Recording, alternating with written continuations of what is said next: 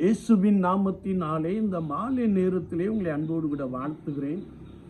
வேதத்தின் வெளிச்சம் என்ற நிகழ்வின் அடிப்படையில் நீங்கள் அழைக்கப்பட்ட அழைப்பை பாருங்கள் என்ற வார்த்தையை நாம் தியானித்துக் கொண்டே இருக்கிறோம். யோசுவாவின் புஸ்தகம் 1ஆம் அதிகாரம் 1ஆம் வார்த்தையிலே நாம் வாசிக்கின்ற போது, நாம் அதிகாலமே எழுந்திருக்கும்படியாய், அதிகாலமே தேவனுக்கு முன்பதாக நிற்கத்தக்கதான பாத்திரவான்களாய் காணப்படும்படியாய், அதிகாலமே கர்த்தருக்கு முன்பாக நிற்கிற ஒரு நபராய் இருக்க அழைப்பை பெற்றிருக்கிறோம் என்பதை நாம் தெளிவாய் அறிந்து கொள்ள முடியும். நாம் வேதத்தை திருப்பிக் கொள்கின்ற பொழுது, ஆபிரகாம் அதிகாலையிலே எழுந்திருந்தார், ஈசாக்கு அதிகாலையிலே எழுந்திருந்தார், யாக்கோபு அதிகாலையிலே எழுந்திருந்தார், மோசே அதிகாலமே ஆயத்தமாகி தேவனுக்கு முன்பதாக வந்து நின்றார். இன்னும் யோசுவா அதிகாலமே கர்த்தருக்கு முன்பதாக வந்து நின்றார். தாவீதினுடைய வாழ்க்கையிலே அதிகாலமே ஆண்டவருக்கு முன்பதாக நின்றார். நானும் நீங்களும் ஆராதிக்கின்ற கர்த்தராகிய இயேசு கிறிஸ்துவானவர் அதிகாலை இருட்டோடு எழுந்து அங்கே வனாந்தரமான ஒரு இடத்திற்கு போய் ஜெபம் பண்ணினார்.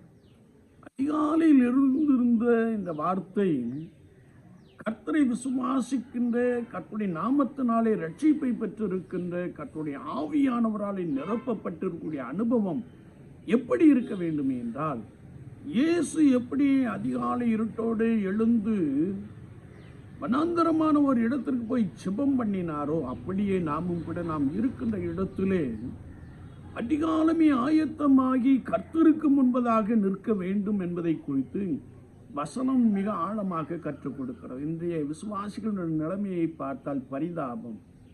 ஒருவேளை ஆவிக்குரிய சபை என்று சொல்லுகிற விசுவாசிகள் உண்டு, ஏதோ சபை என்று சொல்லுகிற விசுவாசிகள் உண்டு. இவர்கள் எல்லாரும் தூக்கத்தை விரும்புகிறவர்கள்.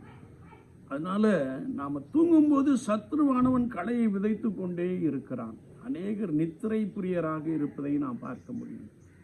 ஒருவேளை சீக்கிரமாய் படுத்து அதிகாலையிலே எழும்புவதற்கு பதிலாக லேட்டாய் படுத்து 7 மணி சூரியன் உதித்த பின்பும் தூங்கிக் கொண்டிருக்கிற விசுவாசிகள் என்று சொல்லுகிற ஒரு கூட்டத்தை பார்க்கிறோம். அவர்களுக்கும் இயேசுவுக்கும் சம்பந்தம் இல்லை. வேதம் சொல்லுகிறது, நானும் நீங்களும் ஆராதிக்கின்ற கர்த்தராகிய இயேசு கிறிஸ்து அதிகாலை இருட்டோடு எழுந்து ஜெபம் பண்ணினார்.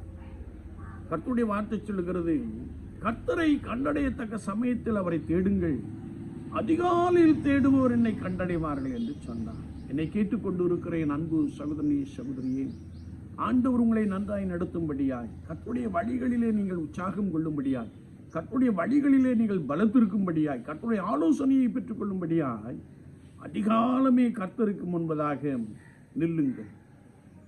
கர்த்தர் உங்களை பலப்படுத்துவார். கர்த்தர் உங்கள் விண்ணப்பத்தை கேட்டு பெரிய காரியங்களை செய்வார். ஒரு நாளும் நான் என்ன செய்ய வேண்டும், நான் நடக்க வேண்டிய வழியை காண்பியும் ஆண்டவரே என்று கேளுங்கள், அவர் உங்களுக்கு உதவி செய்வார். ஒவ்வொரு நாளும் அதிகாலமே ஆயத்தமாகி கர்த்தருக்கு முன்பதாக காத்திருப்போம்.